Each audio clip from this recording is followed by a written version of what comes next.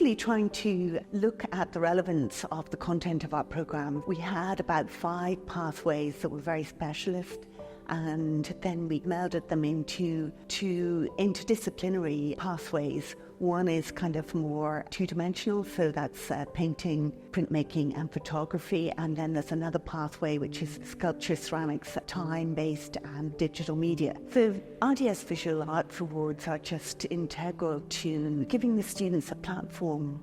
While we have a wonderful arts community on the west coast of Ireland, it's lovely if the students get the opportunity as emerging artists to exhibit in Dublin. So my work is inspired by architecture and the accuracy of line and form. So I'll take photographs and then I'll take the elements, the geometric shapes and lines, and then I'll do about 50 drawings, I'd say. And then those become paintings, or I'll continue to abstract them until I'm satisfied with the results. And then the elements that I like in those drawings become paintings. I want to take a year out of college because I feel like I haven't really been that involved in the art world as much as I would like to be, and really solidify a focus in my work, and then that will hopefully set a foundation for me to do a master's next year. It would help me to create more connections because I am connected to 126 Gallery in Dublin. There's a lot more museums and there's a lot more going on, and I mean, if I got a studio or if I got any funding, it would help me create more big paintings. So my work is a combination of digital video projections and sound. The meaning behind it is all to do with the restriction of voice, particularly how the mouth motif relates to past marginalisation of female artists within the canon of art history. And I wanted to reverse that and use the mouth more as a symbol of artistic agency. So how we can express our voice and make a difference through music, art and poetry by losing that restriction of voice. I think it would be amazing to go from stepping out of college into more of a professional sphere, to be part of the RDS exhibition with such a great group of artists, and also the award prize money would be a great support for me. So at the moment I've been up to now using all the college equipment to film, but with leaving college I need money for video equipment, lights, sound recording equipment, all these things. This was a project that I began at the start of 4th year. So it's all centred around fabric, textiles, and how we interact with that as people. So all the work is photographed of second-hand clothing, and I brought it and printed it on to dye sublimation textiles. And it's meant to kind of join us together as a human experience of people, because we all wear clothes and we all interact with it on the daily.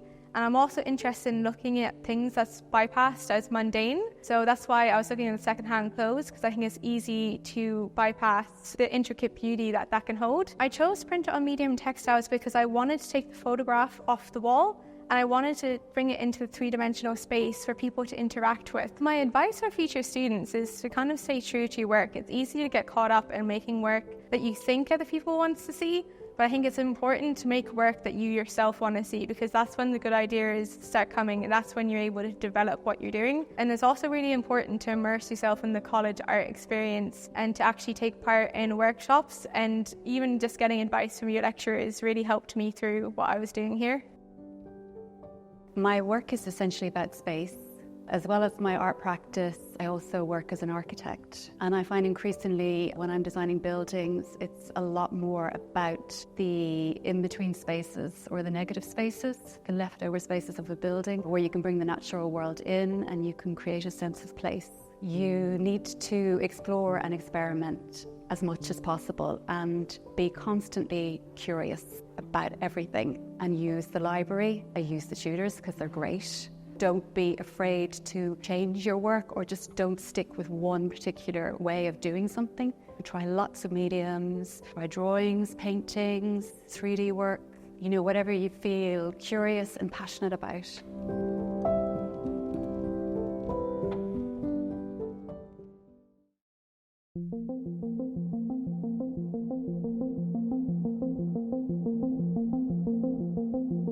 The college was founded in 1994 by our current president, Mary Hawkes Green, and her late husband, Michael. The college is located in the heart of the Burren, and so as an ecosystem it's unique in the context of Ireland. It's a constant draw for not just creative practitioners, for artists, writers, filmmakers, musicians, but also ecologists, scientists, environmentalists. It remains a fantastic place to not just engage with for all of those reasons, but it's also an incredibly reflective place as well, because it's rural, because you can step out of the studio, you can immerse yourself in the karst limestone landscape itself. All of those aspects make it a very unique place to study. I'm inspired a lot by nature and basic kind of elemental forces in nature. I'm trying to think about correspondences in my work. One is between the ancient and the modern. I'm really inspired by cave art and just what were the initial impulses of an artist on a cave wall. And I like a lot of that artwork. And I'm taking a lot of those ideas and coming at it from a more kind of primitive, abstract place, in which there's a lot of movement, there's a lot of references to animation and a kind of graphic quality. It's kind of just a process of excavating ideas and seeing what emerges. You are seeing the MFA final show interlude, and my work is titled Everything Else Can Wait. So the work that you're seeing today is a culmination of 3 years of developing my practice that's very specific to being in the Burren, using the materiality of the place, the food, the people. So the inspiration is based on my everyday encounters, the landscape, and community, and bringing people together. After graduation, I will be going to Brussels to participate in a performance art festival. And then following that, myself and a fellow PhD student at the college, we are curating a show that took place this past June in Cork, but we're part of the Zeitgeist Ireland program, so we'll be taking it to Germany. After that is unknown, hopefully a residency somewhere else in Europe. My work primarily centers around the Irish landscape, with a focus on place as a pivotal concept in anchoring memories and identity. The paintings for me is more of a psychological and emotional reflection of landscapes and not just a physical reflection. One of the themes that has constantly been arising in my work is the idea of liminality and the state of constant changes, and not only within the self, but also within the landscape. So that has been a huge focus, especially here in the Burren, where seemingly there's nothing that changes, but actually it's changing all of the time. Anyone coming here, it's such a magical place, and to take full advantage of the space, the environment, and the community. Because it's such a small community, you get a lot of access to the professors here, and you can work really closely with other people, so really embrace that experiment. Receiving the RDS Visual Art Award would be an absolutely amazing opportunity to be able to fund my practice, to be able to meet and engage with other people, and to continue the work that I love to do within the Irish landscape.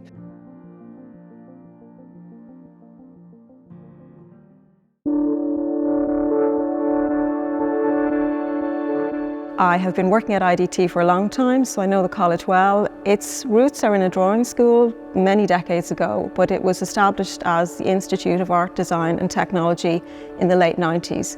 And it has a broad range of courses, including many in art, design, film, media, but also other areas such as applied psychology, enterprise and business. The Visual Art Awards are pretty much the most important platform for graduating students. The opportunity to have their work closely looked at by really engaged curators, that's really valuable. Even to be longlisted is a great opportunity for them. It's something they can put in their CV, it's something that they're proud of. It gives them a chance to see their work in a context along with other artists from all around the country, and also many of the prizes are really quite life-changing for students. This is a cut-out embankment from my family's bog. I was reading up in the newspapers a lot about people being quite frustrated about what's been happening in Ireland, and I realised there's a huge gap in information about people up in Dublin and what was happening in the west of Ireland.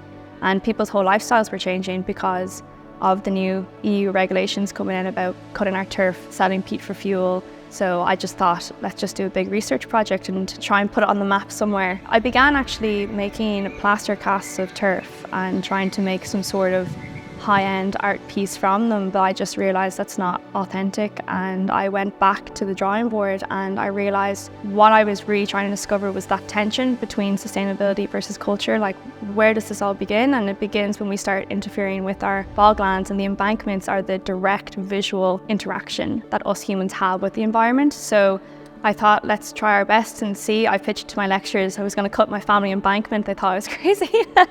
And yeah, I did it with the help of the local farmer. We were just driving a tractor in and out of the bog, and it was a lot. I've got some back issues from it, but like, that's what my family have done for hundreds of years, so why not do it for my final year project, you know?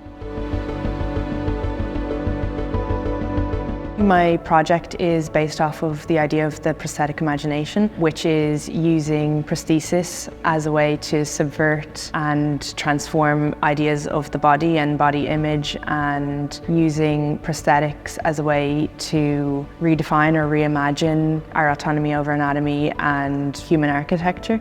Through my research this year, I also did my thesis on prosthetics within art. Through that research, I've kind of got my practice coinciding with the theoretical research, and have explored the notion of the prosthetic imagination through a kind of an intuitive material process-based experimentation within the realms of prosthesis. I really wanted to create a dwelling, like a place that when you entered it, it held a space and it also had a feeling to it, separate from it just being a standing tower. I wanted it to be enterable and kind of physical and interactive as well, for somebody to feel something, not just like physically interactive, but like emotionally and sensory as well.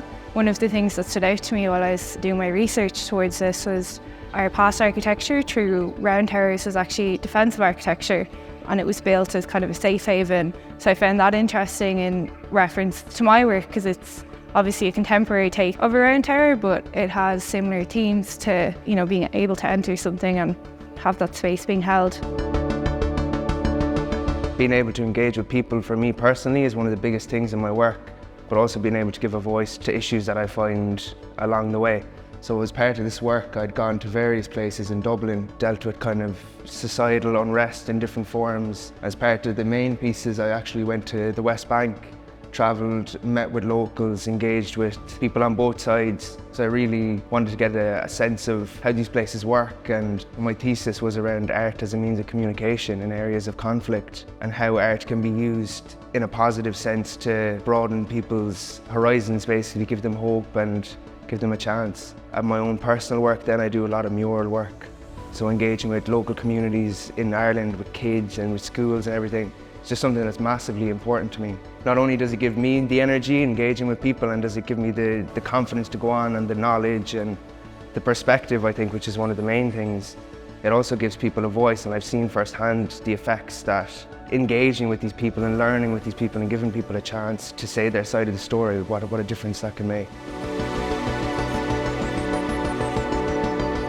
My motivation for the piece here, it's to do with displacement and being uprooted. Liminal space is very important in between the actual pieces. The actual piece started when I was making clay forms. I was waiting for the mud to dry out, and I rolled my clay and I broke my clay. And then the pieces, I decided I need to parcel them. So I made little parcels, and then I threaded the little parcels together to give that tension. Whether you've been made move on or whether you will move on naturally to travel, our emotions and our memories and experiences, we're always tied to our land or to family or friends. Or after carving with wood last year, I tend to allow my materials to guide my gestural expression. And I also love bringing like the natural beauty out of something, like my foraged pieces of wood, and then to let it breathe and to see what beauty it can give back, to preserve it, to give it that sense of life again, that it's not discarded just because you're wounded or broken or beaten. Even within ourselves, there is beauty. My work explores human emotion through the means of abstraction and text. I've gotten more into journaling, and I found that incorporating text into my work has been a way that I can express myself whilst also relating to the viewers I use colour as well to represent the emotions. So say I would use red when I'm feeling, say, anger, as well as blue if I'm feeling sad. Artists such as Gerhard Richter and Diana Copperwhite were kind of inspirations for the way that I applied paint on the canvas. My inspiration and motivation came from my kind of fascination with the sea, that it's the primordial soup that we all kind of climbed out of. So it can be calm, it can be uplifting, it can be violent. And just looking at that interconnection then of how do we connect with the sea? What are the anchorings, the buoys that hold us kind of in place, you know? This collection is, I suppose, of that. It's man-made objects that you'll find by the coast. It started off, believe it or not, with the buoys that were kind of abandoned in Arklow. I went, oh, they're very, very interesting in what they signify and kind of playing around with that. So I kind of want to capture them, but not to have them completely outside of their original function, to kind of have something reminiscent of the sea behind it. So even abstractly, how do you get that notion of water falling or trickling or still moving? With that and looking at that notion of anchoring that roots us to a place. My work is about magical realism, combining natural elements like birds and flowers, portraits and real settings. And my inspiration is long walks in the country with my dog, and I find that very inspiring. I usually work from imagination, and I have an idea in my head and I develop like preliminary sketches, and I'll move on to the canvas and work with oils. I started with watercolors. 10 years ago, I moved to painting in oils. I never looked back since. If I could dedicate myself to being a full-time artist and paint for a living, that would be a dream come true. I'm really interested in colour theory and colour psychology. So the work is about how colour can affect the viewer's mind and emotions. And I'm really interested in using non-traditional methods of perspective, how you can create depth in a painting. Since second year, I've started working in abstraction. At the start, it was working from nature, abstracting from nature. So now it's totally non-representational work. My plan is to become a full-time artist. So at the moment, I'm looking for a studio. Hopefully keep continuing with the work, and the wooden works is what I'm going forward with at the moment. So I'm going to basically expand on that and keep going forward with those ones. So my piece behind me is called The Appointment. It is about trying to communicate the daily struggle that people who suffer from obsessive compulsive disorder face. I know that a lot of people suffer from all kinds of mental health illness or know someone close to them that does. So I thought it was important to show work that is unique yet relatable. I always filmed throughout my time in IDT, you know. For this, I ended up doing script writing first. So I wrote out the scripts and then filmed it, set up the camera. I'm in my work, so I had to act in it as well. And that was my process, write it all out, think about how it was going to look, set up the scene and then film it, and it's good. I've made a film. It's about traditional music in Ireland, specifically Arklow, where I'm from. And it's told through my dad's experience. He's an uilleann pipe player. He's been playing for a million years and loves it. I think I'm motivated by my own passion for filmmaking and being able to capture other people's passions through it. I'd love to make more videos like this, not specifically music, but just like special interests that people have. Like I'm talking to a man who had actually come to see my video about knot making. So I'd love to do something like that, like about other little niches and cultures in Ireland and kind of give them a little place to shine for a while. I've been looking at other artists, of course, that work with similar themes and methods that I do, like Pat Collins or William Doherty. But I think the people I'm working with are what inspires me the most, because they're so interesting and so like ready and willing to talk to you about what they're interested in and what they love about what they do, and it just makes it really special. I've always been inspired by my culture, which is Romanian culture. While I've always liked it in Ireland, I've always kind of still felt very tied to my Romanian roots. I had a lot of family there. So that's really what my piece is inspired about, struggling with a kind of cultural dislocation. This piece was also very much inspired by Romanian fairy tales as well. The text was definitely built off use of that aging life without death by a very well-known Romanian author. My work looks mainly at the kind of entanglements of the self with digital technologies, kind of like how their involvement brings about a new sensual image of the world. So in my most recent work, I looked into areas of transience and things that kind of show up everywhere, and taking these like subjective depictions and shifting them in between states of like hyperfocus and distraction. So I'm motivated by kind of new ideologies that I read. Community is really important for me. So like going to openings, going to shows, just seeing what else is out there. And big thing is feelings for me, like how I feel and how I respond. I try to look at how I kind of respond to things that I see around me and stuff. Like recently I've been reading post-cinema and post-lens theories, and I take a lot of inspiration from like movies and what I read and how reality can be depicted, the mediation of screens and digital technologies into our lives, how this can kind of change what we take to be reality. So the piece behind me it's a short film documentary on Irish bodybuilding. The process, it was a challenging one. I've never really done video or video editing before, so this was definitely a challenge, but it was a really, really nice challenge. The inspiration and motivation behind it is shedding light on a really unknown part of Irish athletes, what they go through and the process of getting to these shows.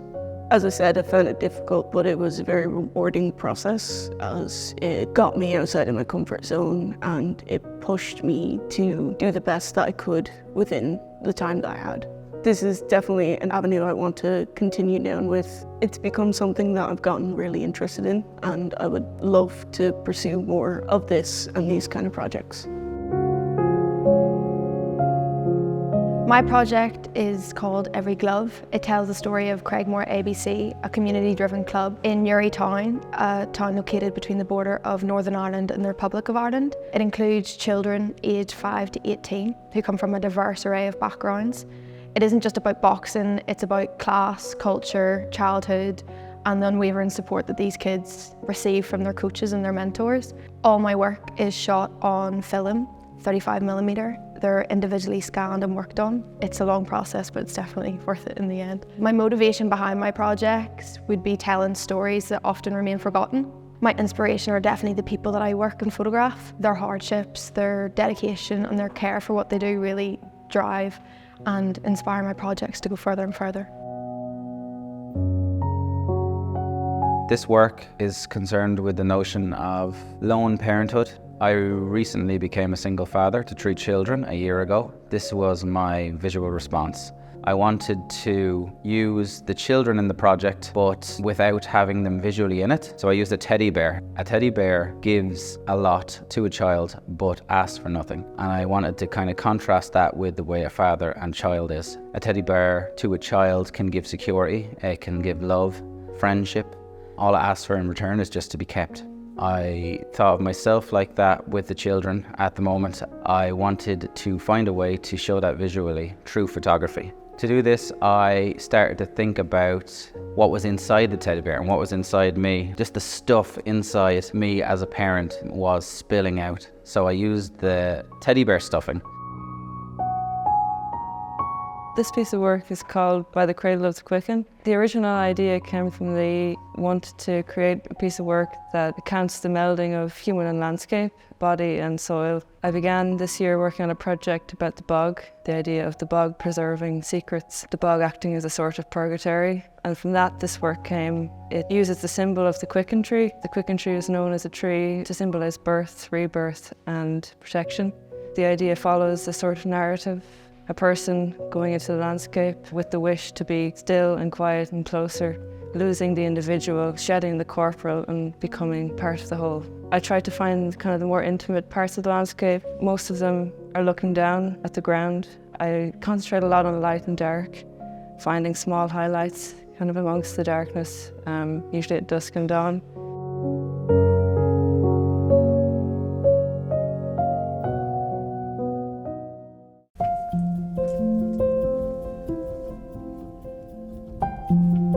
MTU Crawford College of Art and Design, I suppose, has its foundations from the early 1800s, particularly and specifically in relation to the RDS Visual Arts Awards. It's the 2 undergraduate programmes in the Department of Fine Art and Applied Art. The BA Honours in Fine Art is non-discipline specific, so we don't separate students into print, sculpture, painting. Students remain together as a cohort. They would then specialise into their medium processes through workshops. The RDS Visual Arts Awards are regarded as the most important awards to the students. It feels for them that they will be put onto a national platform. They'll feel that every curator in Ireland who's worth their salt will get to the RDS Visual Arts Award to see what's emerging. This year for students to be represented at the Irish Museum of Modern Art, next year at the RHA. It's a really important opportunity for them, and long may it continue. The piece that I'm exhibiting is titled Acquiesce. The idea of it is based around mental fragility and using themes of the incomprehensible and psychological thrillers to portray how one can spiral out of control when put into a situation of isolation and dissociation. I would say my work is primarily about the imagery and the narrative nature of film. Sound is a really important thing to me too. I like to create a bit of an atmosphere to engage the viewer in the work. My practice is about memory and how it over time can fade and become distorted, and the piece that I've been working on is three-dimensional structures with textile. They allude to this idea of a hive mind, brain-like body that is communicating with one another. So I have 3 larger ones that I'm referring to as shelters, and they are containing different kinds of imagery. So 2 of them have video and 1 contains sublimation prints, and they're really there to represent this idea of how memory becomes faded.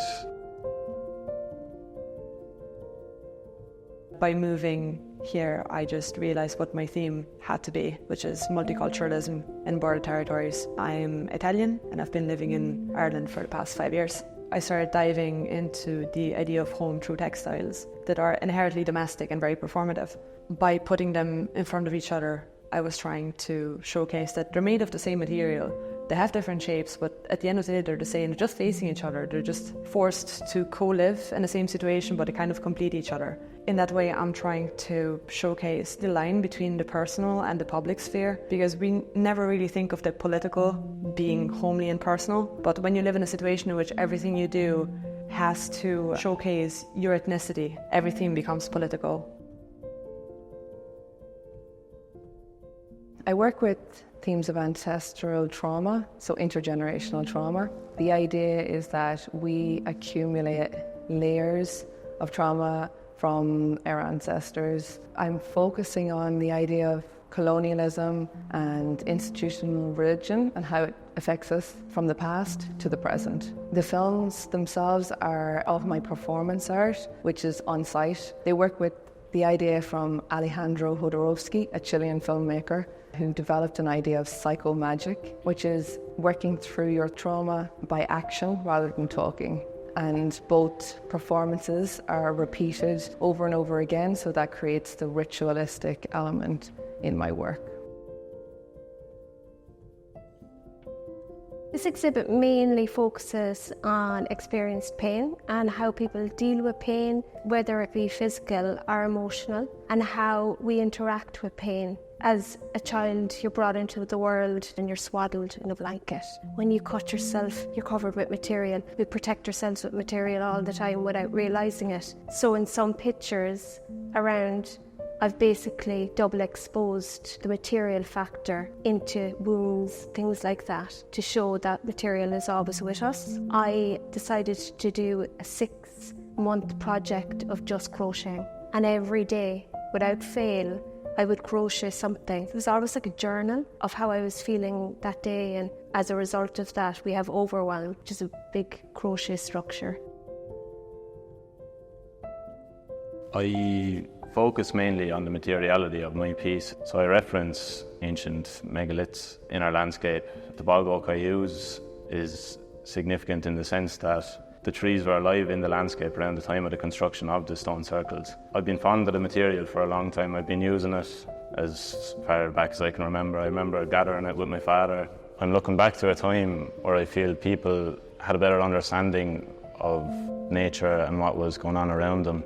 I feel the need to look back and reconnect with their pagan roots. I'm trying to express this through what I'm creating.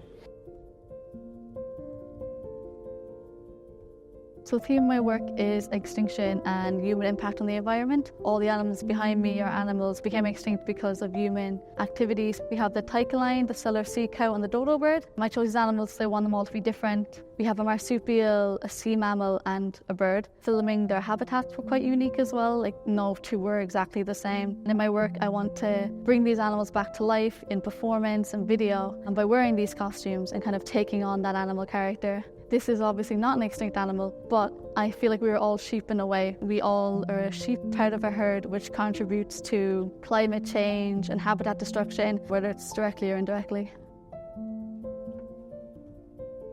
I've essentially made a series of sculptural acoustic devices which act as a conduit for experiencing somatic sound. So the work motivates the viewer to immerse themselves in a certain experiential soundscape. The viewer stands between the two metal discs. You feel the echo of your voice being shot back at you by the reflection of the convex shape. The idea came about mostly due to an interest in live music and the way that the body experiences sound.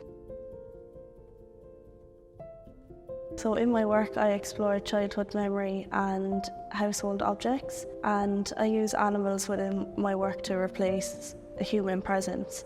With the use of animals and the domestic, I can tell my own personal stories. Everything in this show is cyanotype, and I used one big bath to tone all my prints with an Argentinian tea. So all prints go into the bath for 5+ hours, and then they go from that deep blue to this brown and black kind of tones. This installation is entitled Dwelling Place, and at its core it's a search for a maternal depiction of home and this maternal essence of home, which I look at through the lens of diaspora. And I really enjoy getting my materials to speak with the theme and give them a voice of their own, to give this kind of a multilingual approach to my theme. So the Hessian on which I paint has a really rich history with transporting goods, but also within construction of the home. So I can approach my theme from this kind of dual avenue of almost juxtaposing but parallel concerns, whereby I can highlight both the domestic, which is place, but also the displacement and diaspora. This body of work I'm referring to as the Lilith series, and it is based in the field of expanded painting. So I'm primarily an oil painter, but this year I've been building these elaborate frames around my paintings. Each of the spikes has been individually handcrafted by me with laborious layers of wire and styrofoam, which I found and recycled and then carved into shape. The blending of these more structural and organic qualities with the inherently more philosophical and spiritual aspects of the concept behind my work, for me, is this merging of the physical and the metaphysical. I'm focusing particularly on the character of Lilith, particularly the scene above the Red Sea where she has a confrontation with these three angels, and she is disputed to be Adam's first wife in Eden, and she's given this opportunity to return to Eden and conform to the expectations, or to flee, and she chooses the latter, and she's demonized for it. So my work is all about reconceptualizing her mythology, but in the process of doing that, I'm also reinventing myself through the work. So it's a very cathartic process for me.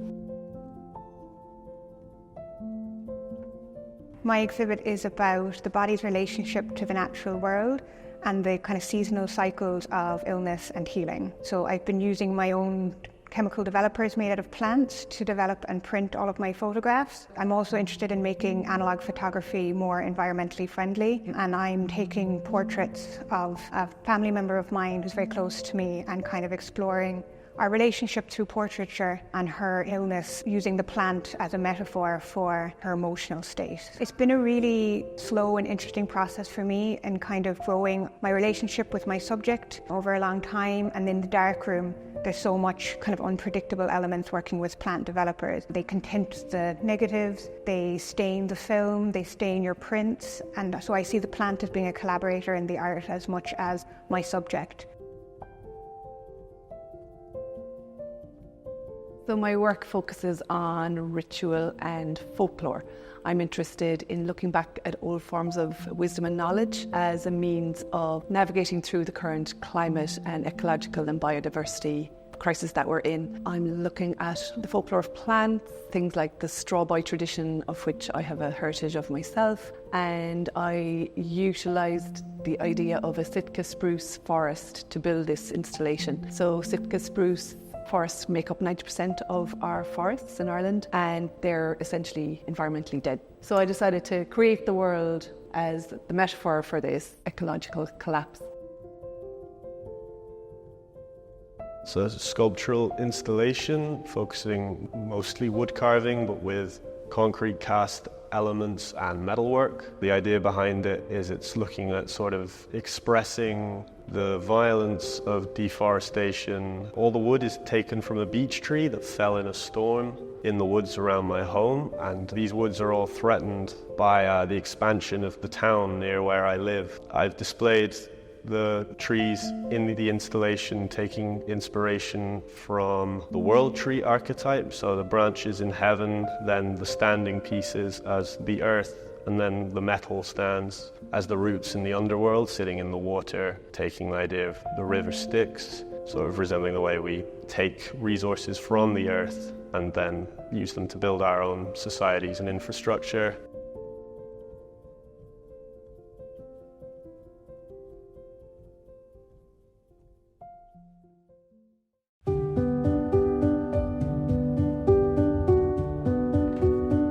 We're very full of students at NCAD, lots of people who want to learn. Many of those go on to be artists, but many go on to be other things in the creative sector, because we think what we're teaching are really transferable skills, fundamentally in a contemporary idiom and fundamentally about communication. I think awards are important, and they're another piece of validation. And I suppose at NCAD, we understand our degree is a kind of a validation. We understand that museums and other cultural spaces create another kind of validation. Dialogue with people creates a validation, this ability to communicate. Increasingly and all of the time, we're interested in the ways that practices are validated, and awards are a good one for that.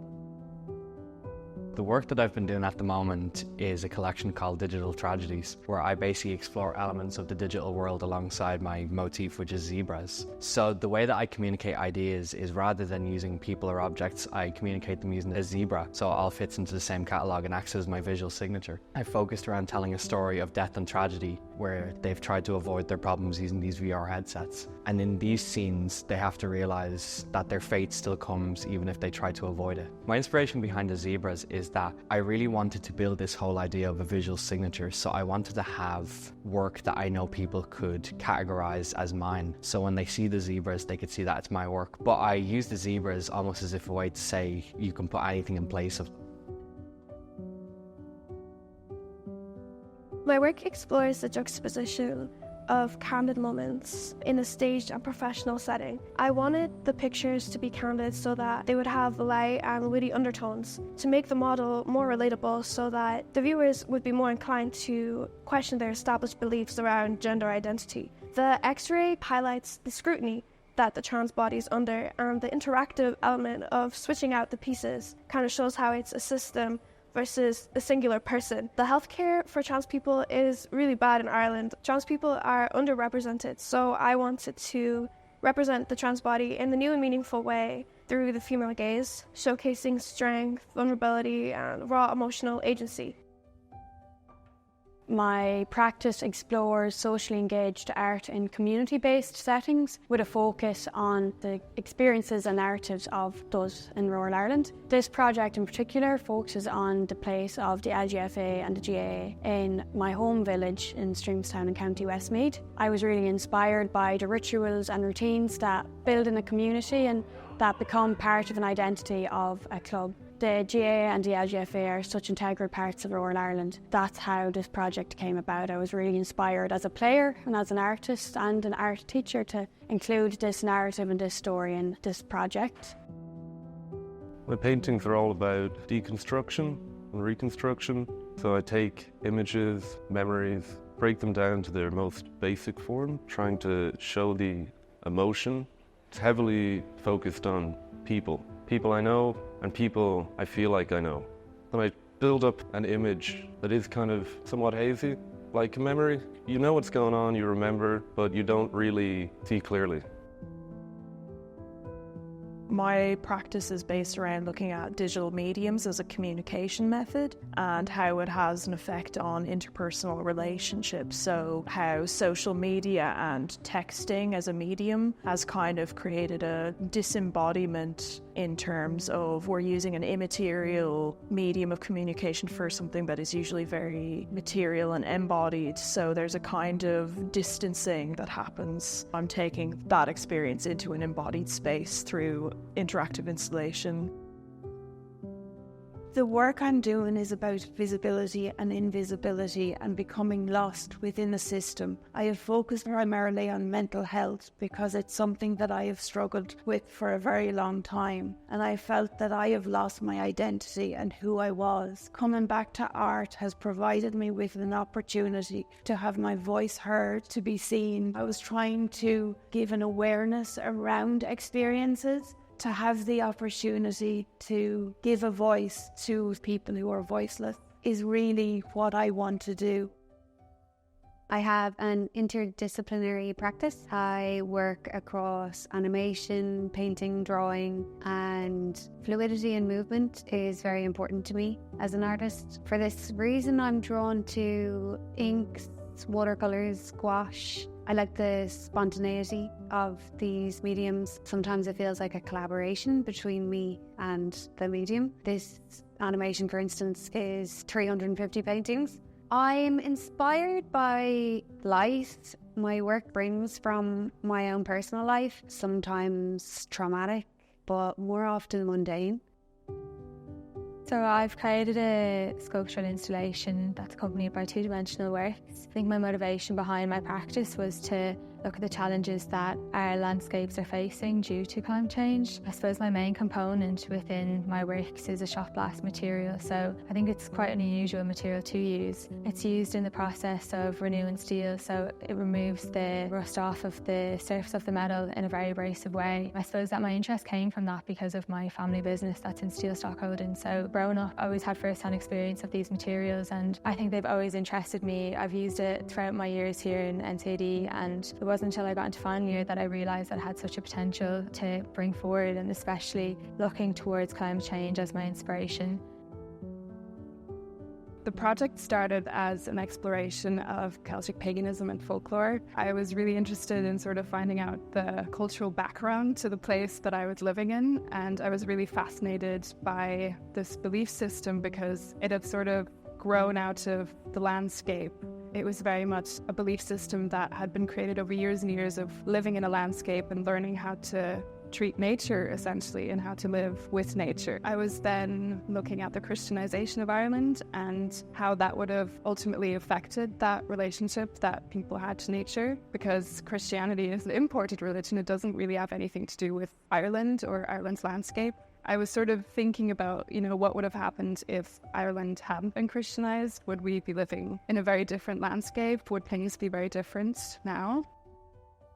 My work is a performance-based multimedia installation. The work evolves dynamically throughout the show, with me returning as the artist to change and transform the drawings. The installation features 3 symbolic elements, the first of these being the blackboards, which serve as pedagogical instruments. It subverts the traditional use of blackboards by depicting and embracing Indigenous, African and Caribbean spiritual and philosophical knowledge. The second symbol used is an aesthetic reference to African fetish sculptures. I have created them out of clay, photographed them suspended in dark space and fragmented them. The final symbol I have used are Dúins, and Dúins are drawn from Caribbean culture. They're creatures that are believed to be children who died before baptism. They have backwards feet and wear straw hats. This part of the work is rooted in Carl Jung's psychoanalytic theory of the inner child lost within the mind. I use this universal subject in my work, but deepen my exploration in relation to post-colonial thought and study.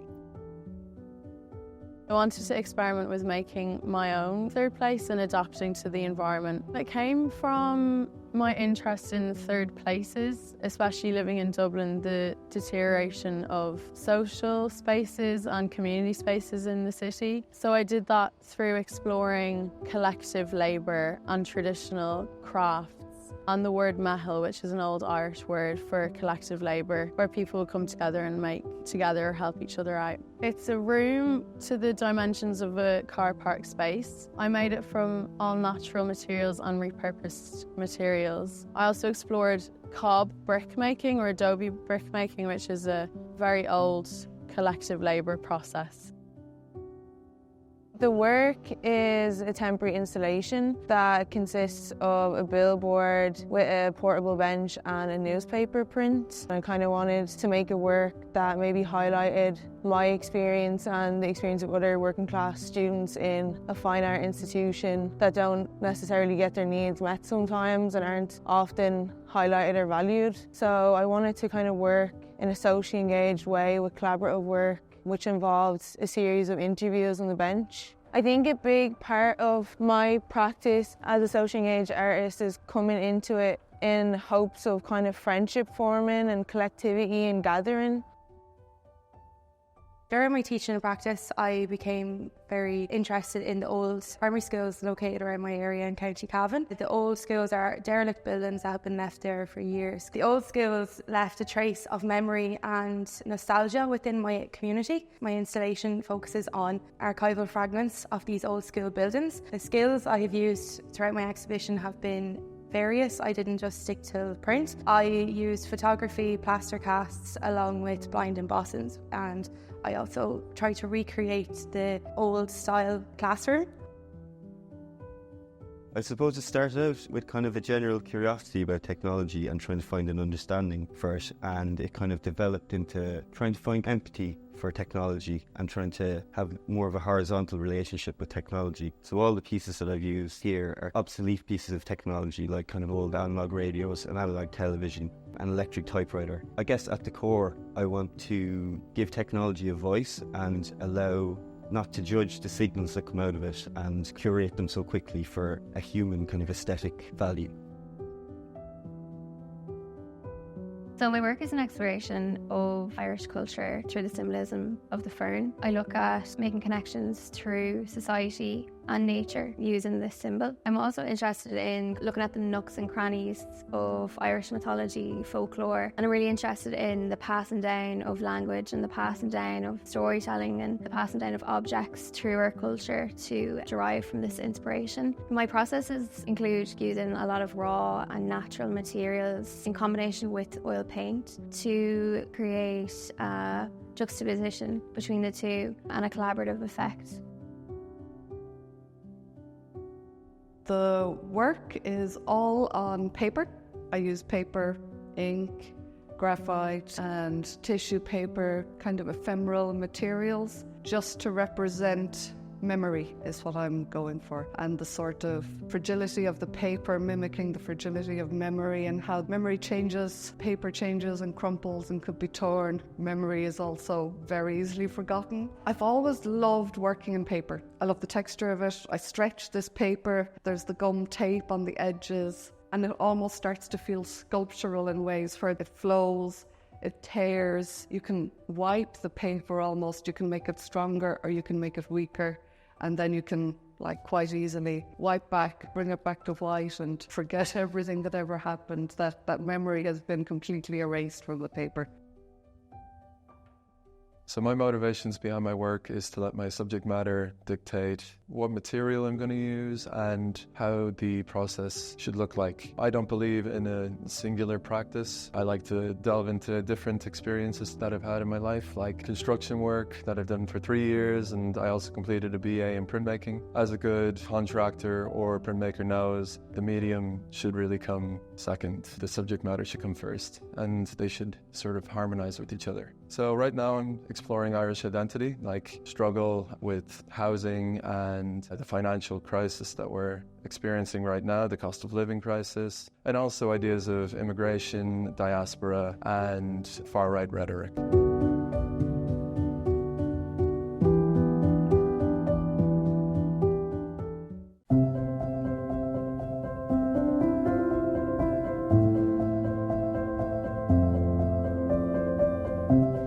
SETU is the Southeastern Regional Area University, and this is our 2024 degree show. The art course has always been part of the city of Waterford. There was an art school here at the early 20th century, and then it kind of grew into being part of the regional technical colleges, into the IT sector, and now into the TU sector. We have our visual arts course and our visual communications course here in the Waterford campus. We also have courses on our Wexford campus. And the visual arts course is very much a course that is embracing, I suppose, all elements of fine art and visual culture. I was, when I was a student, a recipient of one of the awards, and I know firsthand how important that was in relation to that idea of confidence within what it could be to be an artist outside of college.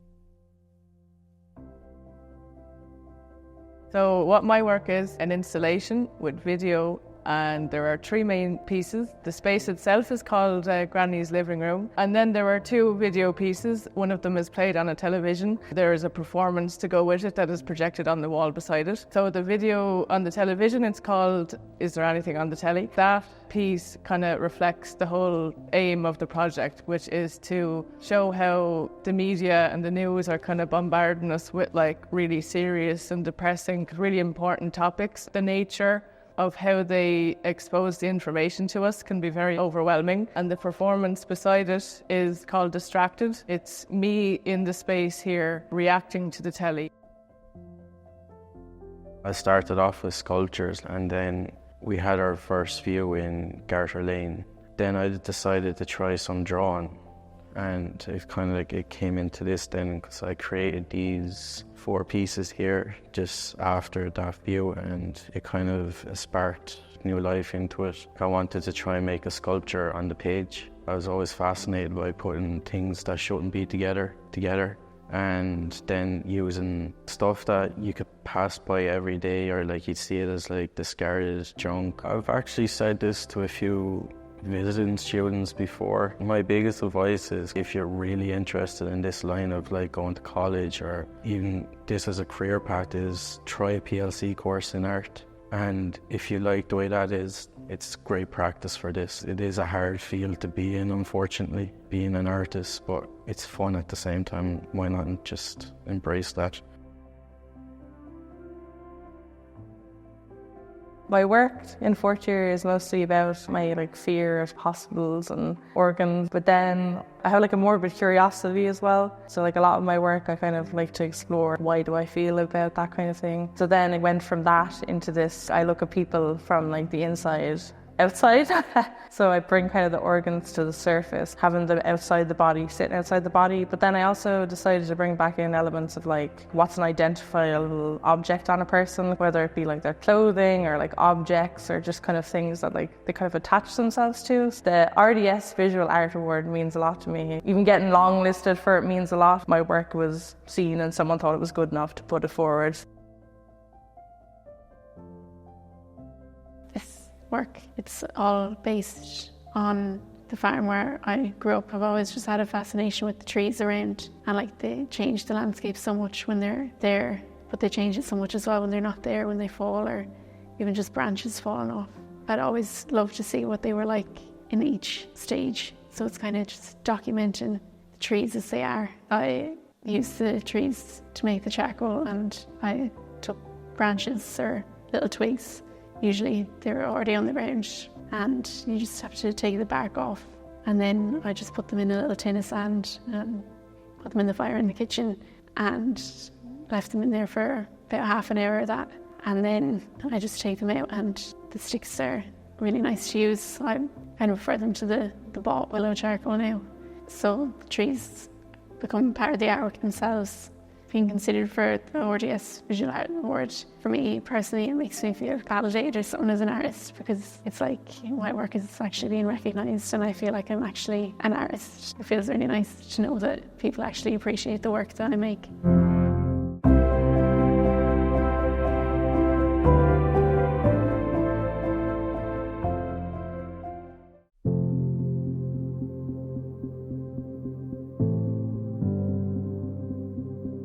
We are a four-year degree programme, the BA Honours Degree in Art, South East Technological University, Hill Street, Wexford, which provides our students a specialist training to a professional level in art. We foster a multidisciplinary, inclusive learning environment, encouraging the development of creative individuals with the ability to sustain a unique art practice and worldview. We're a team of national and internationally recognised artists, educators and researchers, acknowledged by the Irish Museum of Modern Art, the Royal Irish Academy and Visual Centre for Contemporary Art. Engaging with the public and local community is an integral part of our course. It offers a significant professional opportunity for students to make their work visible to a wider audience, and to consider the role art can play in enhancing and enriching people's lives by using creativity. We aim to make a meaningful difference in the world by working with community groups such as the Enniscorthy Manshed and the members of the travelling community. Students actively engage with the community, creatively bringing their knowledge, experience and technical skills.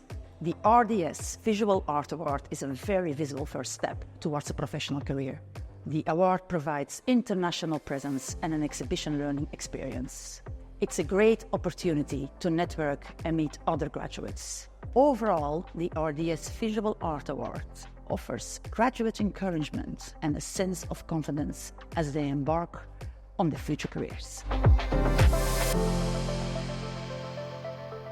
My work overall has been greatly inspired by feminism and by my family. I use art to explore these themes and relationships. Some of my work this year has been focused on those sent into mother and baby homes here in Ireland and considering how to represent the sheer volume of the victims of this atrocity. The rest of my work has been focused on my grandfather, who died when I was a toddler, and how to explore his memory through what's left of his garden shed now that he's gone. My plan for now is to work while I save to give me a chance to consider what my next steps are. I'm definitely interested in doing a master's, but it's not something I want to rush into, and I want to find the right fit for me. But I'm really excited to get back into creating work just for myself and exploring what it is that I'm drawn to when I'm not working towards an exhibition or a college deadline.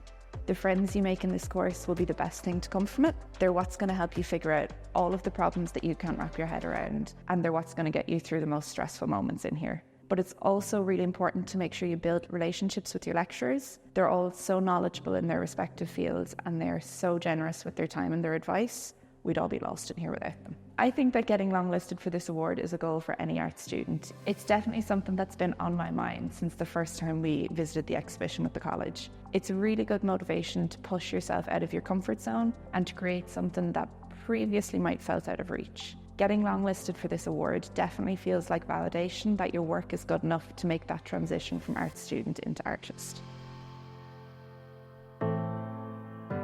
My work this year focuses on the interconnectedness between everyday life and my generation through paintings of my friends going out. My process starts with taking photographs of my friends when we're out in the pub, going out, and I translate that into my paintings, capturing the intimate moments between my friends and interactions that we have. I'm inspired by the work of Marcin Masajewski, Laura Lancaster and Tim Gardner, who work with a similar theme as I do, painting their friends and their different generations. It's like looking at a time capsule in a way, looking at the different generations, the ritual of going out, the fashion being different and the people being different, but the ritual of going out stays the same. So my plan next year is to take a year out and work, save up to travel while I decide where I want to do my master's. I'm considering either fine art, painting or curating. I'd like to do a residency either here or abroad and expand my portfolio as an artist and make more connections outside of Wexford. I would say to any student starting out in this course not to be afraid to ask questions and to get as much information you need out of this experience. Have fun experimenting and figuring out your style and really take advantage of the great studio spaces and the facilities that the college provide. Being longlisted for the RDS Awards has really given me a lot of confidence in my work and in myself as an artist. It really is an amazing opportunity for any young artist, and I'm really grateful to have been nominated.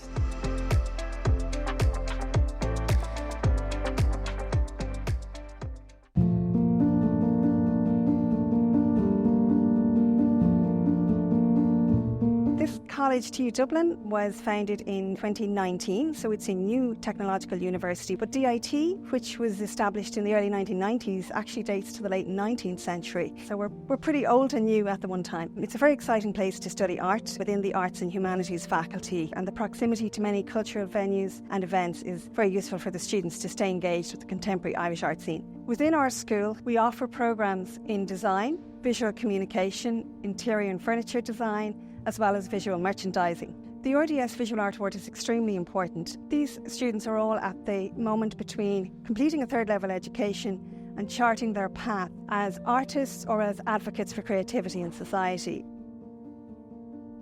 My work is rooted in traditional Irish craft practices, specifically willow weaving for like baskets and kirks and woodworking. I wanted to look at the physical engagement with those materials and those craft practices. So I'd take a willow, see how far it bends, how much it responds to me, where it snaps, or I'd plane a piece of wood down with a draw knife, looking for a kind of point of collaboration with the material for that kind of like sculptural form. I was particularly interested in Irish woodlands and our history. As I was researching into it, they're very ordered, organised places or spaces. They really are touched by human hands and like ordered by human hands, and I found that contradiction quite interesting to me.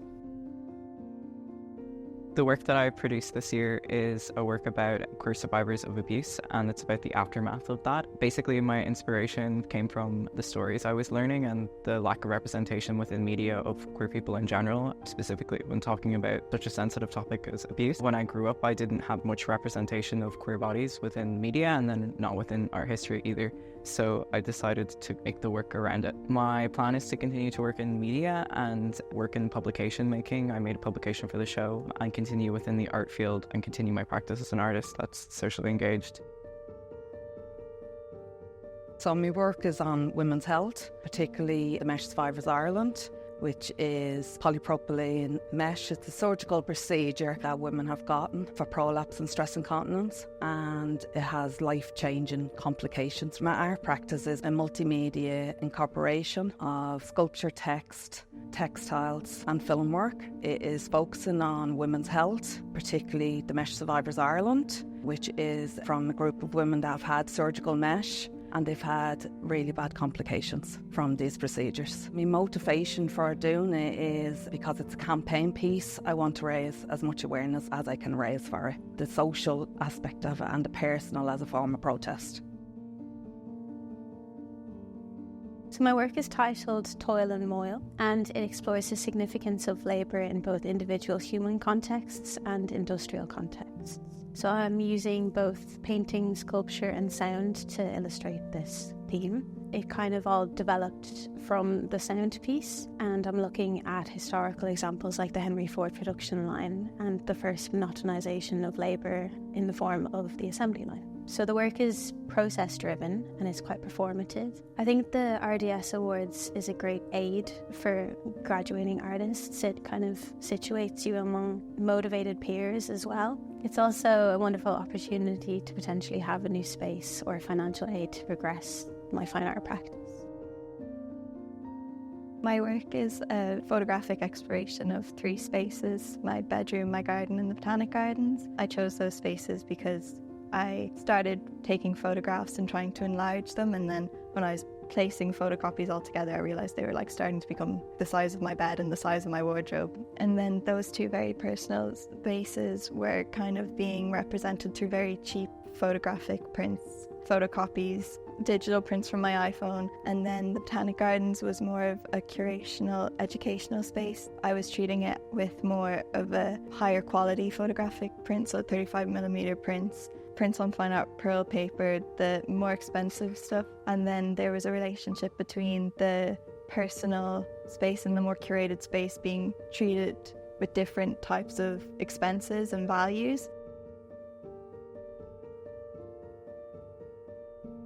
My work's about the Anthropocene, where we find ourselves in geological time where we have made, as humans, more of an impact on the Earth. And I'm looking at the type of objects that we make and mass produce and what relationships, once we're gone, they will form with the ecology surrounding them. Hopefully I'll continue my practice, and I'm hoping to apply for some master's programs, especially in art and ecology. The financial benefits of winning an award would be great to continue my practice, but also getting to know people and peers from around the country, discussing with emerging artists, your practice and their practice would be really great and exciting. Also, the opportunity to show your work in a place like the RHA or IMA would be amazing.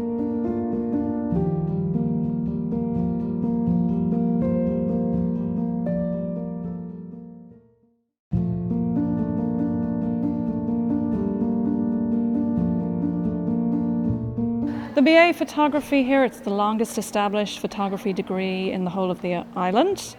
We moved up here in 2016 and we're now in this brand new building. It's called the East Quad, here on the city campus at Technological University Dublin. I think I would just say that our program is particular in how it situates creative practice for photographers in the context of critical thinking. So our students have a deep engagement with photography, and they, take modules such as contemporary documentary practices or editorial photography or photo book making, but they also take contextual modules in photographic studies. So they're learning about the photographic archive, the histories of photography, curating photography. So it gives them such a kind of an all-round education in the study of the image, and it allows them to conceptually and creatively present their work to broader audiences. I'm a visual artist, and in my practice I like to document queer youth growing up in Ireland and also young people affected by the housing crisis. So in my photographic practice, I believe it is important to represent what life is like for queer youth growing up in Dublin and also people in Ireland who are affected by the housing crisis. I also like to use my photography as a voice for the younger generation of Ireland to express their opinions and any struggles they may be dealing with. The inspiration for my art is Irish contemporary photographers, visiting galleries and exhibitions, Irish literature and poetry. I'm going to move back to my family home, so I'm going to continue to shoot this project and then also use my photography as a way to get involved more with the local community. The work is entitled Decongregation, so it basically kind of deals with a now defunct and decommissioned institution for intellectually disabled people.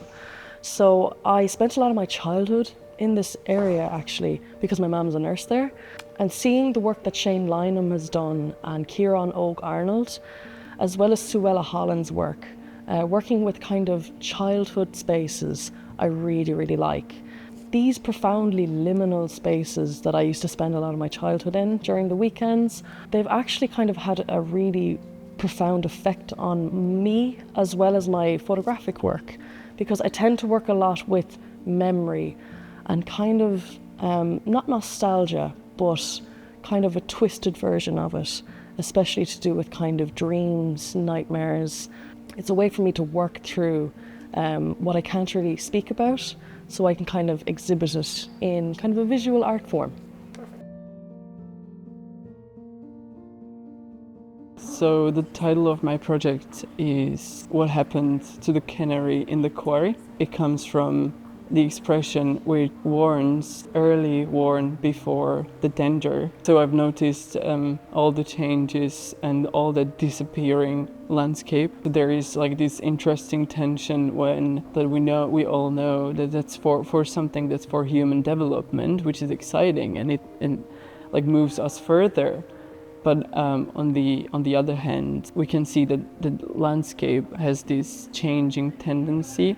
Part of the shots are shot in Slovakia, part of them are shot in Ireland, and for this project I chose Kodak Gold because I also do really like all these warm tones in my work. In this project, I'm juxtaposing the aesthetics of romanticism with anthropogenic climate change. The motivations of my work, so I've been researching a lot about female photographers and how they've been getting recognised recently. I kind of was fascinated by that discussion where men are looking at women naked and kind of where men used to overpower women, so it gave me that idea where I kind of want to convert this conversation where women are looking at men naked instead of kind of the other way around, just to kind of empower women in that direction. And then behind me are accumulations of montages where they're kind of different ideas of misogynist ideas and kind of looking at the male gaze. So I wanted to kind of experiment more on the kind of geometric shapes. So I got this one that was quite interesting because it looks like an optical illusion as well as kind of working with the same consistent shapes. So this is my plinth that I have. There's a naked man, and I've done these kind of mechanical mechanisms where there's weights underneath, and then if you pull the pull strings, it forms into these shapes, and then on the other side of that shape is female eyes. It's interactive, so my aim is to get people involved in my work and play with it and interact with it. I also like the idea that it's 3D, so I'm kind of moving away from traditional 2D form of framing in photography.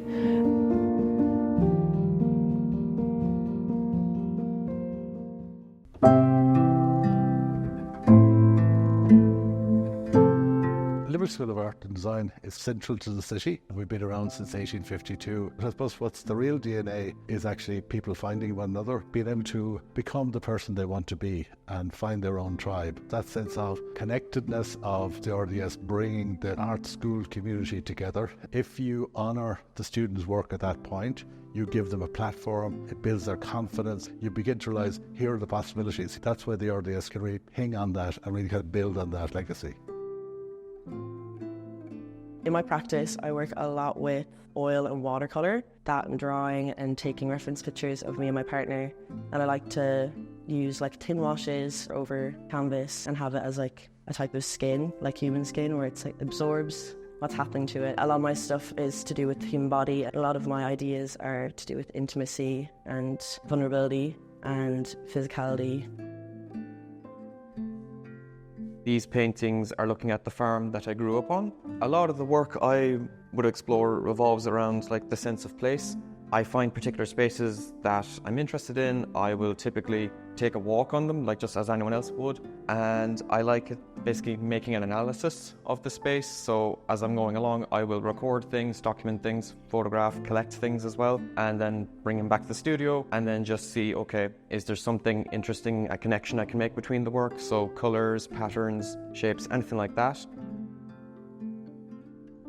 My work is basically about my trans experience. I put it in a storyboard format so people can like follow it and connect with a character. I started my transition through college. My art has sort of been a documentation of that. These paintings feel like a bit more like a blueprint because there's so much more to talk about and show people about the trans experience. It's like its own little form of activism, bringing a voice to people who don't usually have a voice. Traces Left Behind is the title of my work, and it captures the landscape of my grandparents' home in the Midlands of Ireland and how the past still remains in our modern day world and how the past is still present with the lives, still with us. The college has great opportunities that are presented to us, like this one. Even the opportunity to be longlisted is amazing to further my career, and even if given the opportunity to exhibit as part of the professional fine art world, it would be an amazing opportunity. So my work is an exploration of the relationship between memory, place and grief. It is myself attempting to connect to my late father, who I never met, through the objects and places that he once knew. My project began after the discovery of photographic slides that my granddad took of the family, and they showed to me the family life that my father knew growing up. And then my work developed even further after another discovery of photographic slides that my father took, and then these showed even further to me an imagined past that I've constructed. I returned to these places and played in an act of remembering and kind of playing in the idea of imagined memories. My degree show work is titled Skin Without a Body. On one hand, it's an act that embodies a sense of reclaiming autonomy over the images that represent oneself and reclaiming kind of the control over that, especially from conditions that are often quite unpredictable and difficult to control. Simultaneously, it's also actually conforming to the conditioning surrounding beauty standards and presentations of the self in relation to such conditions. So my work is based on emotion and past experiences. A lot of the work revolves around me dealing with feelings or experiences that I've had in the past with myself or with other people. I usually use art as a way of saying things that words can't and really trying to convey something that I can't describe. Especially with this project, a lot of it is about body image. For me, it was a way of healing, of getting things out in the open and banishing that bad emotion and those bad feelings and the embarrassment and shame that we usually hide. My work is a video-based and photographic work, and it's based on a story that I wrote that goes from 1988 to 2000 onwards, and it explores the story of two main characters and what they've been through. These two people going through their own different feelings, emotions and state of minds, like a sort of a struggle in the search of approval. The whole story is narrated from the female's perspective, with a sparkle of male's perspective as well.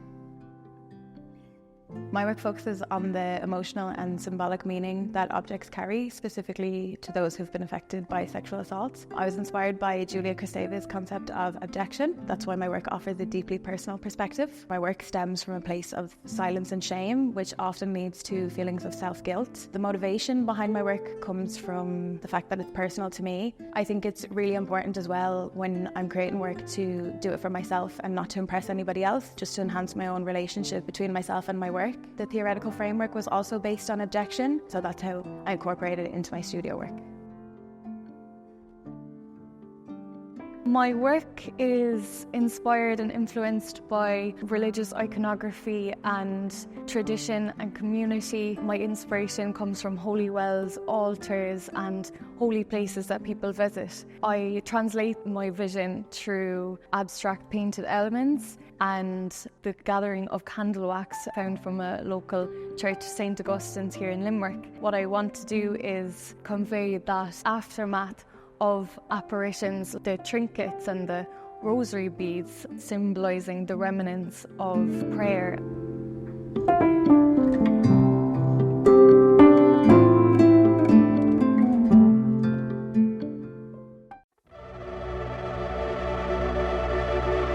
West Cork Arts Centre is going to celebrate 40 years next year and also 10 years in this new building. It's based on the site of the old Wolf Bakery building, which was demolished except for one of its walls, which is now encapsulated in this new purpose-built building. We, along with Sherkin Island Development Society, are partners in the BA Visual Art degree programme. Every second year there is a graduate exhibition from the programme. This is the 9th exhibition that we have hosted here. We have a range of temporary exhibitions every year, but the highlight for us is the graduate show because it includes students from the locality or from other coastal or island communities around Ireland. The RDS Visual Arts Awards is a fantastic platform.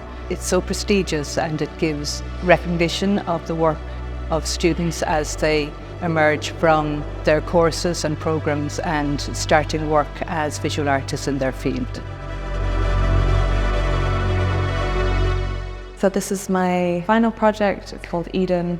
It's a 2-channel film installation with these kind of sculptural elements. I was looking at technology and our different entanglements with technology. I became obsessed with this idea of cookie collection, the ambiguity around it, and I suppose my own confusion about what it meant and what I kept accepting, and I began to kind of think of it as these kind of performative traces that we leave throughout online spaces. So you know, on websites, social media, all these kind of parts or fragments. I think there's always something kind of insidious about that for me. You know, you hear a lot about it's for personalization and it makes our experience better. And now there's like the contribution towards like AI. It feels like we're kind of being taken from under the table while being presented with this happy image of the cookie and the, you know, cutesiness. Like, I learned so much from displaying this and then kind of dialoguing with people and talking about other people's experience with this digital world that we're in. And well, I've always loved water and I've always loved swimming, and I dived in Borneo about 30 years ago. I spent a month diving, and I always wanted to pay back the ocean and represent the ocean for its splendour. And because of all the pollution and the Anthropocene and everything that's happening, I wanted to give this voice to the ocean as a plea for help, to help preserve the water that we have, because there isn't any more. So this has been mulling around my head for a long time. I wanted to make art from an underwater perspective. I wanted to represent it with glass, because glass itself is a liquid, and the liquid is both strong and fragile, like the ocean. I poured plaster onto the ocean floor and slumped glass on the casts. So I've taken casts of the ocean floor. I listened to the sounds in the ocean and represented them orally. Music is a wavelength, many different wavelengths, as is the sand, as is the water, as is the sound underneath the water. And I felt this great connection coming together.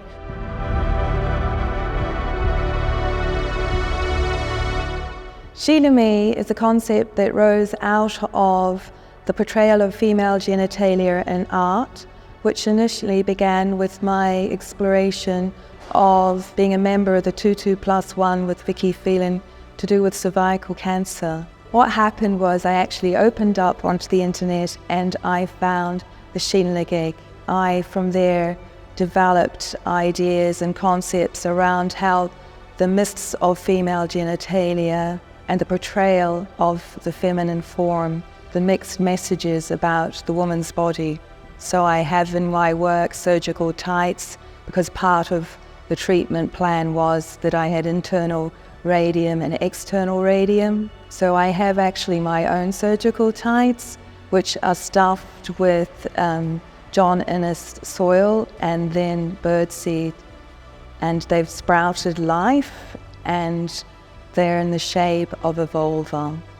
So that is one of the pieces. When I was informed that I had cervical cancer by the state, I said I will not be taking a case in law, but I will create art out of it. Each and every woman that went through what we went through knows where we've been, and my way of honouring it is to create something out of it that's lasting.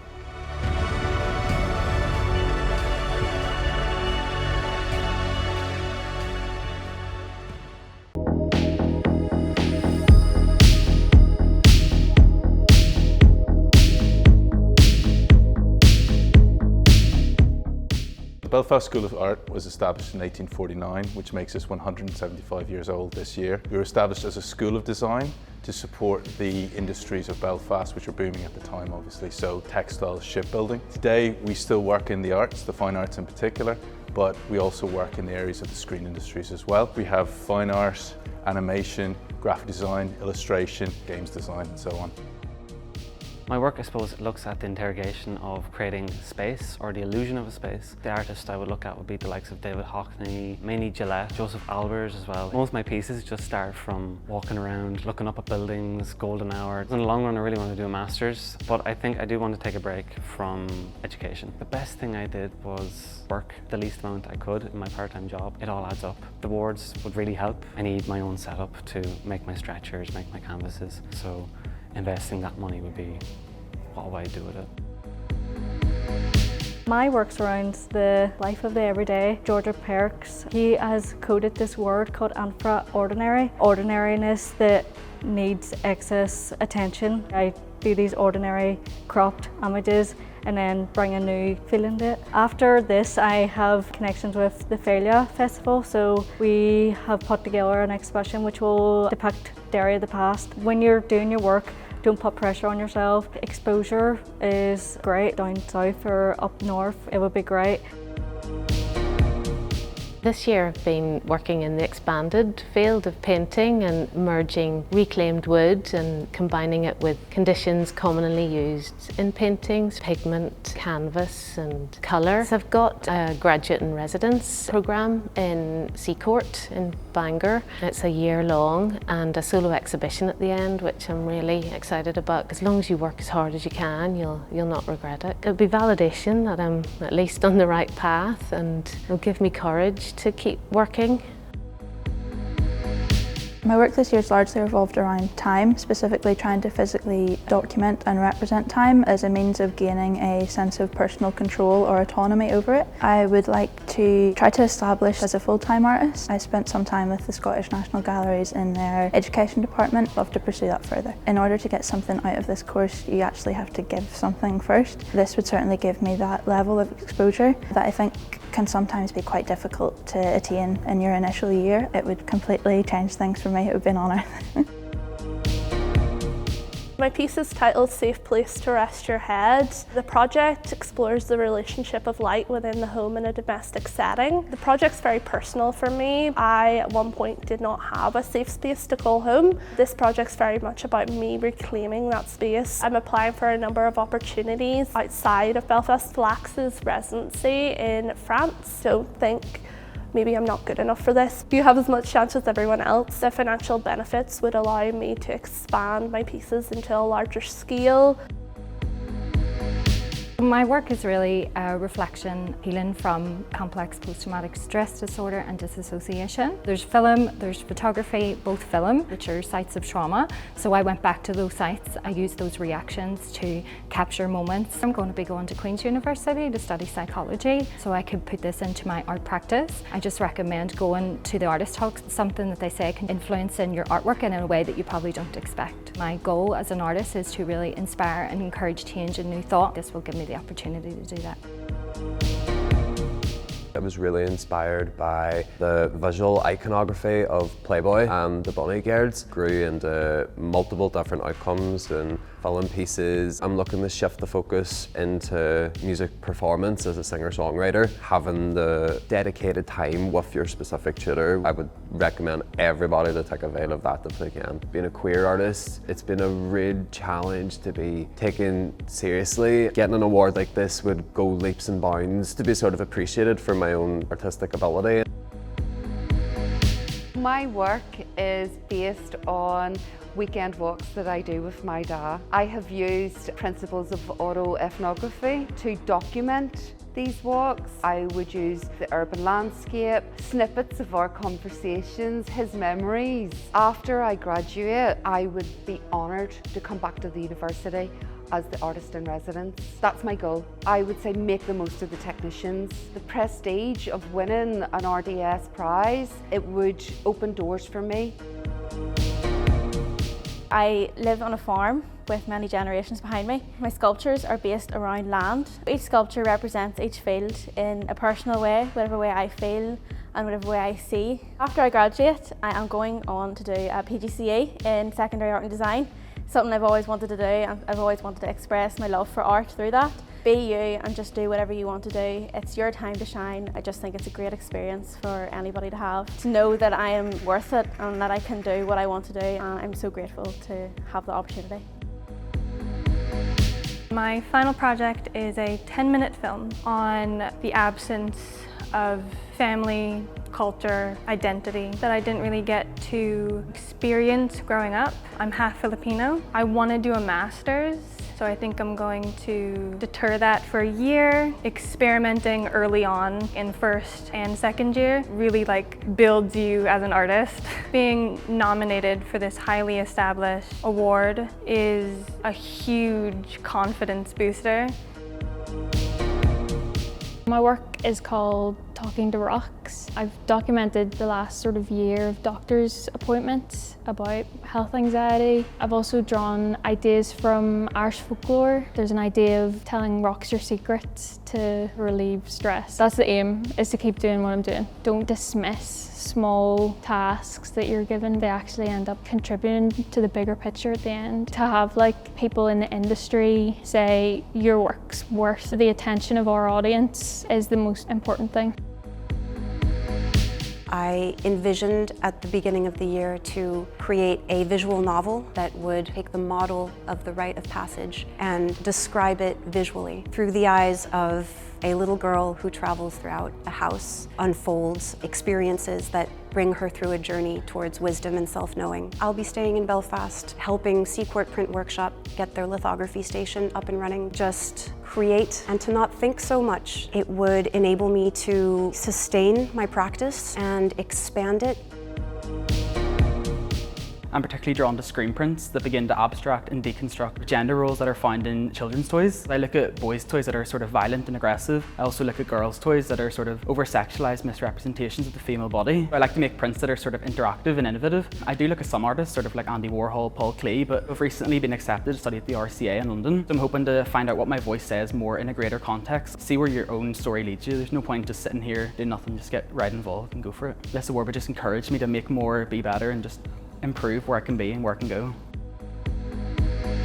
I've got an interest in Irish landscape and I continuously reframe and recreate that relationship within my work. The interest in liminal spaces derived from my interest in Irish folklore, the idea of like the land of the She or the underworld. My work is just trying to process real phenomenons by recreating them materially. I just got a studio space in Flax in Belfast. I'm really excited about that. The access to the studios is so wonderful, not take it for granted. Even being longlisted, I'm really grateful for it. It's a really career-changing opportunity for everyone who gets it.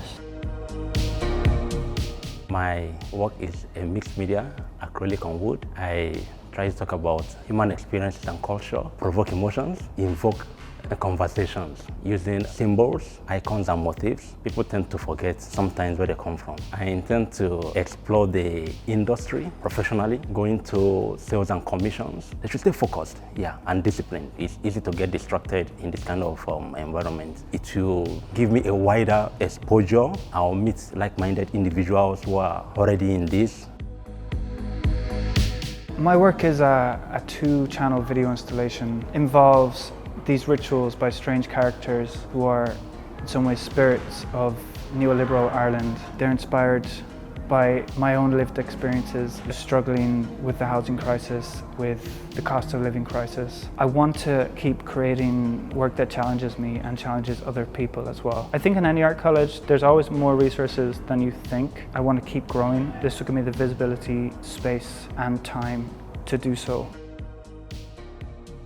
My MFA project is called The World in a Glitch, using the medium I like to call analog generative photography by melding the old traditional technique of large format photography, blended and augmented with the use of AI, consequently exploring the question of what is the influence of technology on our consciousness. To be ambitious and not be discouraged if something goes wrong along the process. It would be a great opportunity to work with some of the amazing artists that are curating the shows throughout the years, and I think that could change the course of the career.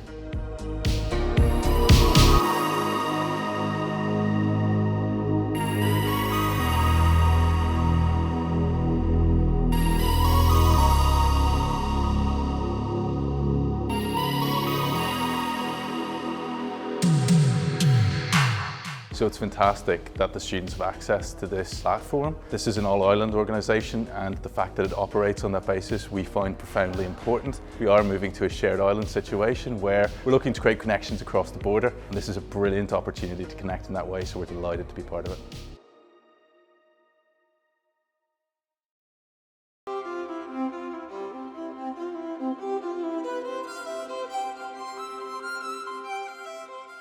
Griffith College is celebrating 50 years this year. We're one of the oldest private institutions in Ireland. We were established in 1974 and we're now one of the largest private institutions offering a huge range of courses. The college started out with law and business and accounting, but now we've got a huge range of creative courses as well. We've got photography, we've got a range of film courses, cinematography, fashion design, interior design, music and drama, multimedia, computing and animation, and we've also got journalism. So there's lots of creative courses on offer in the college. So it's fantastic that people can come here and exercise their creative minds and become critical thinkers and actually do very skills-based courses here in Griffith, and we're very proud of how long we've been in operation, a year-long celebrations.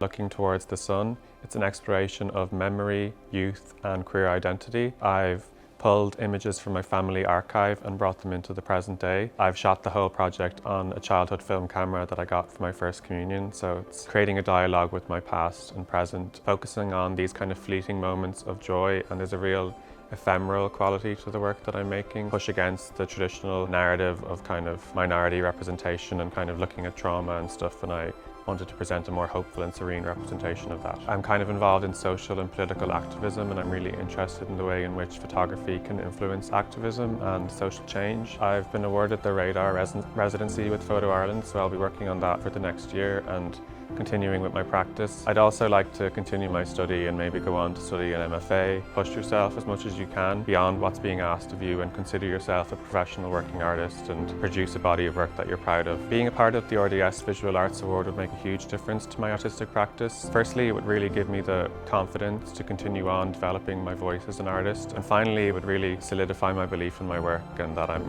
doing things right, and it would really be an honour to be part of this programme.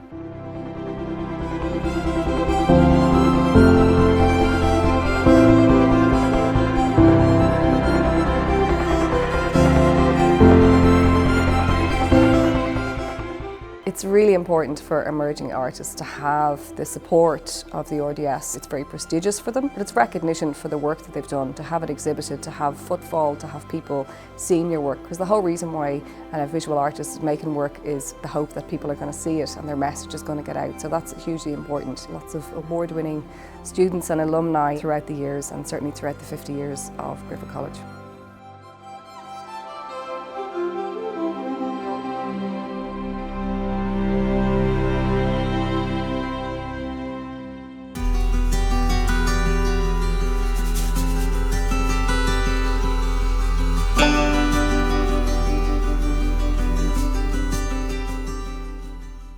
The college is over 50 years old. It started out as an RTC college, and fine art was one of the first courses that we ever had here, so it's a very long-standing course here in the college. We moved on to being an IT, and then in the last year or so we've been incorporated into ATU, so part with Letterkenny and part with Galway and Sligo ourselves. This course is part of a creative department that's called YADA, which is Yates Academy of Creative Arts, Architecture, Design, a couple of other things as well. We have a lot of design courses, so ranging from interior architecture, creative design, stage set design, costume design. Then we have performing arts, writing and literature, and fine art of course as well.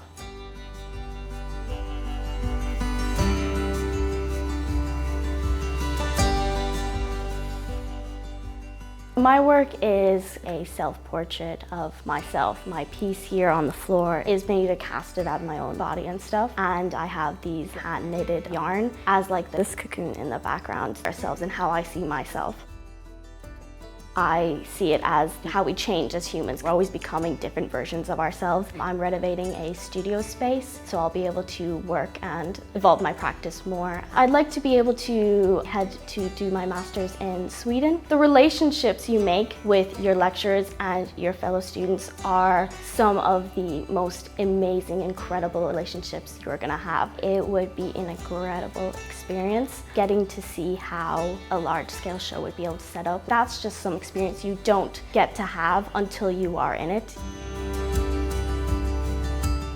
So I use a lot of appropriation in my work, and it's been a journey through different art styles, historic, contemporary. So I've learned a lot from each different style, particularly the contrast between something very avant-garde and something quite old, so like a fresco from the Padua Chapel, for example. I love the sense of colour shifting and changing, different styles, different patterns emerge as you look at art history. I've worked with sound, incorporating song and voice into my work. I feel this incredible sense of fusion. I have a solo show planned in August 2025. I also have a passion for writing, which I hope to combine with illustration at some point in my life. I would really recommend keeping alive the reason that you came to college in the first place. Find a way, a private journal or something, because if you come back to it, it will be that spark that keeps you alight and alive and upbeat.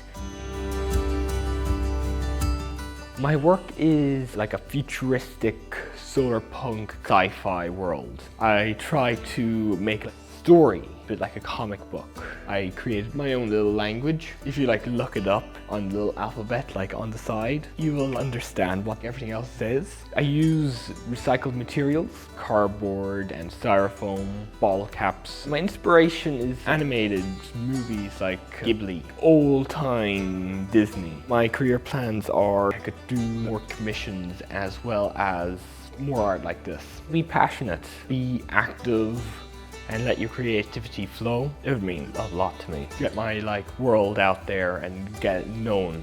It would be just amazing. I wanted to make a very immersive piece. It's actually called For You, and I want it to be for the viewer. It's also about our son, because unfortunately when I was in second year he passed away in an accident. We can create a better future if we imagine a better future. I think it's a very important part of my practice to use recycled materials. My biggest inspiration might be Harry Clark. I've really been fascinated by his stained glass. I've also applied to the Creative Practice Masters here at ATU. Be yourself. Individuality can bring so much to the work. If I were part of the exhibition, the message of hope that would be seen by a larger audience. My work explores the deep time history of the plant through the materials I use and find in the landscape. Things like river algae, stone and soil. And I've always been fascinated by the landscape and what I found within it. Siobhan McDonagh, our very own, explores that concept of deep time. I have found great inspiration from her work. I think I would like to maybe join an artist group and collaborate with other artists. If you feel that you have a creative voice within you, explore it. Even getting on the long list was a fantastic boost. It would be great for networking, but I think it's just nice that the hard work is recognised. There's something really interesting about the RDS Awards because it's this national platform. There's nothing quite like it anywhere else. And in this national platform, these adjudicators are always different. So these students, they get this chance to be sort of viewed by a variety of different people. That kind of exposure is kind of immeasurable. It's huge moment of kind of national recognition. It's a really special and significant award, the RDS.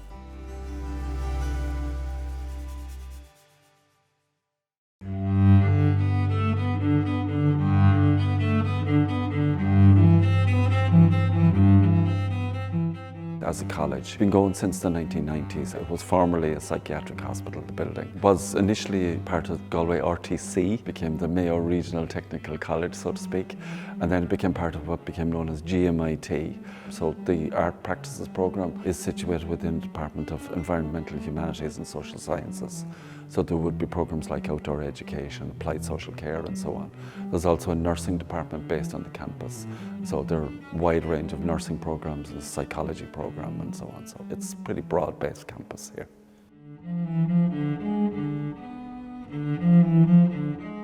Primarily work with the figurative forms and the female figure. I like to experiment with colours. I primarily work in canvas with acrylic paints. I try to create maybe a tension in my work through creating depth or space, but to have like a moment of reflection or understand that it's not as pretty as it seems. It might be underpinned by consumer culture, the environment, and feminism and kind of empowerment and identity. So I would like to continue my studies in art and do a level 9, but it won't be this year. I think this year I just want to paint and keep building on it. Just do it, just find a course. Don't wait to make it to the show and gain exposure to the art world. A network of artists, a network of people would be fantastic. It would be huge support. Formally trained as a biologist. So as part of my final degree, I picked the topic of how you might use neuroscientific techniques to gain a deeper understanding of the visual arts. When a viewer attends an artwork, it's a communicative process. There's a parallel there. The materials that I've chosen, such as copper wire and soap and ink, they all react relatively quickly with the surrounding environment. That's trying to maybe capture or mirror natural systems and how they evolve over time. So I've been offered the opportunity to study a master's degree in the National College of Art and Design, and I think that's going to open up some exciting avenues to explore. To pursue the degree in BA in Contemporary Art Practices, it's had a profoundly positive impact on my development to definitely pursue it. Seeing my art included in an exhibition that'll be curated on that scale, very exciting opportunity. So it gives our part-time students the access to compete and to operate on a national level, a level playing field with other students with far more resources, and that's a huge benefit for us, the fact that we're actually seen as equals on a national stage.